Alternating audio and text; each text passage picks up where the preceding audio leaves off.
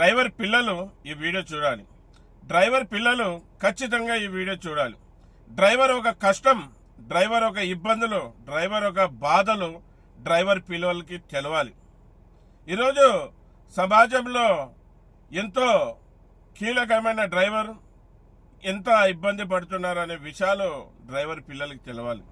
ఎందుకంటే సమాజం ఎలాగా డ్రైవర్ని గుర్తించడం లేదు. డ్రైవర్ పిల్లలు కూడా తన తండ్రిని నెగ్లెక్ట్ చేస్తున్నారు. ఈరోజు డ్రైవరు తన కుటుంబం కోసం, అలాగే ప్రజల క్షేమం కోసం, ప్రజల మేలు కోసం రాత్రి పగలు 24 గంటలు, అలాగే 365 రోజులు రోడ్ల మీద కష్టపడతా ఉంటాడు.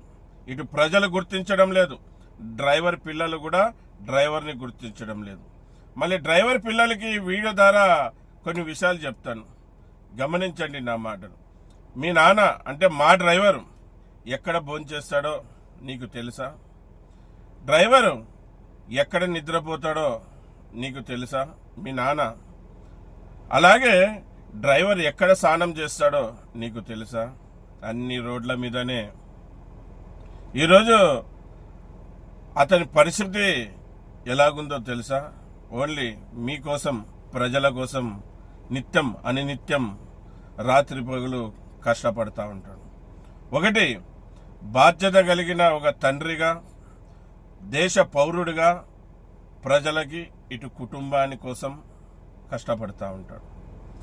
ఈరోజు డ్రైవర్ గురించి చెప్పుకోవడానికి నేను చాలా గర్వంగా పడుతున్నాను, కానీ డ్రైవర్ ఒక పిల్లలు డ్రైవర్ని అర్థం చేసుకోవడం లేదని బాధ కూడా కలుగుతా ఉంది. నాకు ఒక డ్రైవర్ ఫోన్ చేశాడు, అన్నా చాలా కష్టపడ్డాను, చాలా కష్టపడి రాత్రి పగలు కష్టపడి పిల్లల్ని ఒక ఉన్నతమైన స్థాయికి తీసుకొని వెళ్ళాను. ఇప్పుడు నా పిల్లలు నన్ను పట్టించుకోవడం లేదు. ఉన్నతమైన స్థాయి అంటే ఆసామాస స్థాయి కాదు, చాలా పెద్ద స్థాయికి తీసుకుపోయాడు.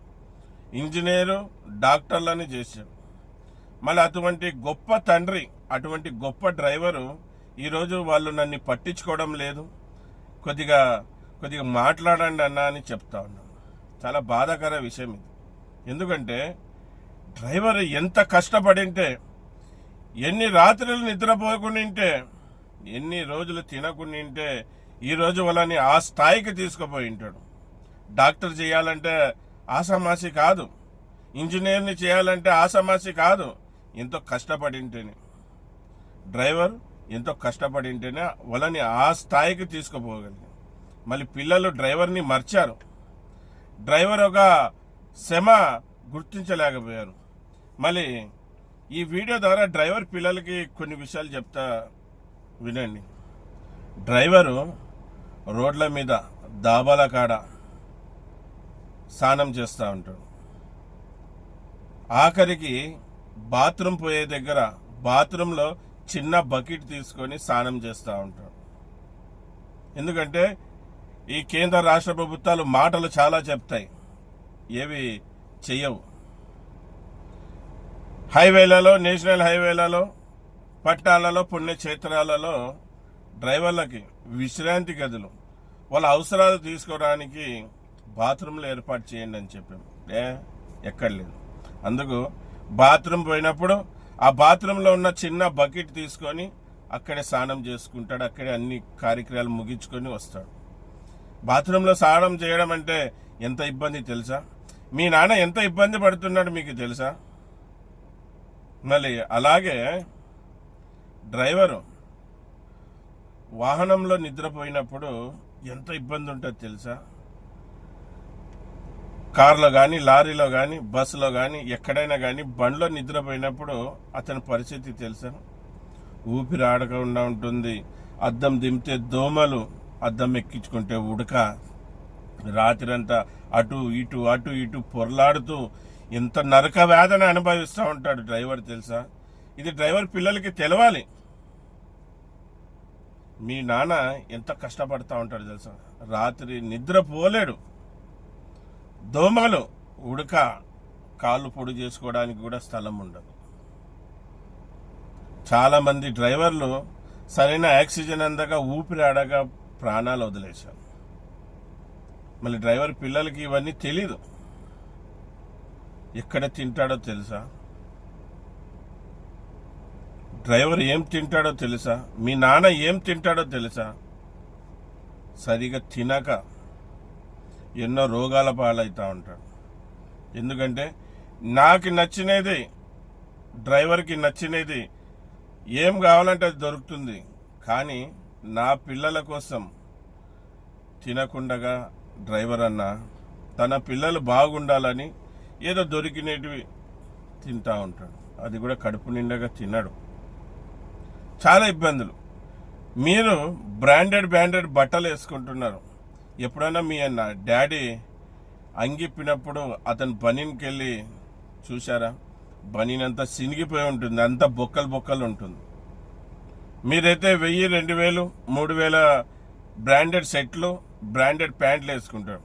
మీ డాడీ, మా డ్రైవర్ అన్న బట్టల ఖరీదు చాలా తక్కువ. ఎక్కడో 100కి ఎక్కడ దొరుకుతుందో, 200కి ఎక్కడ దొరుకుతుందో అని బుడికి మళ్ళీ తీసుకుంటాడు. మీరు తొడిగే చెప్పులు 2000, 3000. మా డ్రైవర్ అన్న తొడిగే చెప్పులు ఎంత తెలుసా? 100, 200. సమాజంలో డ్రైవర్ చాలా అవమానాలకు గురవుతున్నాడు, చాలా ఇబ్బందులకు గురవుతున్నాడు. సమాజం ఎలాగ గుర్తించడం లేదంటే ఎప్పుడు బాధపడలేదు, కానీ ఈరోజు డ్రైవర్ పిల్లలు కూడా డ్రైవర్ని గుర్తించడం లేదంటేనే చాలా బాధ కలుగుతుంది. ఈరోజు మీకోసం, మీ మంచి కోసం, మీ చదువుల కోసం, మీ భవిష్యత్తు బాగుండడం కోసం రాత్రి పగులు కష్టపడతా ఉంటారు.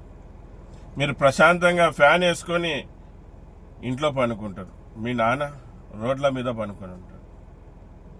అతని బాధ చెప్తే వర్ణాతీతం. చాలా ఇబ్బంది పడుతూ ఉంటాడు. కానీ డ్రైవర్ పిల్లలు అర్థం చేసుకోవాలి. ఈరోజు కనపడని దేవుళ్ళని మీరు మొక్కుతూ ఉంటాడు. ఎదురుగున్న మీ నాన్నని మర్చారు. వాళ్ళని పూజిస్తే మీకు పుణ్యం వస్తుందో లేదో, కానీ ఇంట్లో ఉన్న మీ నాన్నని పూజిస్తే మీకు ఖచ్చితంగా మేలే జరుగుతుంది. ఇంట్లో ఉన్న తల్లిదండ్రుల్ని మర్చి కనపడని దేవుళ్ళని మొక్కుతున్నారు. తల్లిదండ్రుల్ని గుర్తించుకోండి. ఈరోజు తండ్రి కానీ, తల్లి కానీ లేకుంటే మనమంతా ఉండేవాళ్ళమా? మళ్ళీ డ్రైవర్ అన్న పిల్లలకి వీడియో ద్వారా ఒకటే చెప్పేది, డ్రైవర్లకు గిన మీరు ఇబ్బంది పెట్టినారంటే మేమంతా కూడా డ్రైవర్తో పాటు నిలబడతాం. ఖచ్చితంగా మీరు వాళ్ళని ఇబ్బంది పెట్టినారంటే మీరు కూడా ఇబ్బంది పడతారు, గుర్తుంచుకోండి. ఈరోజు అంత కష్టపడి మిమ్మల్ని ఒక స్థాయికి తీసిపోయిన డ్రైవర్ని మర్చారంటే మీ నాన్నని, దానికంటే ఇంకా ఏం లేదు. మీరు ఎప్పుడు బాగుపడరు. చెప్తున్నా కదా, రోడ్ల మీద అనేక కష్టాలు పడతా ఉంటాడు. సరిగా బువ్వ ఉండదు, స్నానం చేసేకి సరిగా వసతులు ఉండవు, పనుకోవడానికి ఇబ్బంది, ఎన్నో ఇబ్బందులు. 365 రోజులు బయటనే తిరుగుతూ ఉంటాడు మీ నాన్న మీకోసం. మళ్ళీ మీ నాన్నని మర్చొద్దండి. మీ నాయన చేసిన సేవలు గుర్తించండి. మీ నాయన ఈరోజు ప్రపంచంలో ఎంతోమందికి నిత్యమైన అర్థమైన వస్తువులు చేరుస్తూ ఉన్నాడు. ప్రయాణికుల్ని, యాత్రికుల్ని ఇక్కడి నుంచి అక్కడికి, అక్కడి నుంచి ఇక్కడికి చాలా సురక్షితంగా చేరుస్తున్నాడు. ప్రజలు ఎలాగా గుర్తించడం లేదు, రాజకీయ నాయకులు ఎలాగా గుర్తించడం లేదు. మీరు కూడా ఆఖరికి డ్రైవర్ పిల్లలు కూడా డ్రైవర్ని గుర్తించకుంటే ఎలాగా? మళ్ళీ డ్రైవర్ చాలా గొప్ప రియల్ హీరో ఎవరంటే డ్రైవరే. నేను చాలా గర్వంగా కాలర్ ఎగరేసుకుని చెప్తున్నాను, డ్రైవరే రియల్ హీరో. మళ్ళీ డ్రైవర్ పిల్లలు వాళ్ళ తల్లిదండ్రుల్ని గుర్తిస్తారని నా ఒక ఉద్దేశం. మళ్ళీ అందరికీ నమస్తే, సలాం అలైకుం, జై భీమ్, జై హింద్, జై డ్రైవర్, జై డ్రైవర్.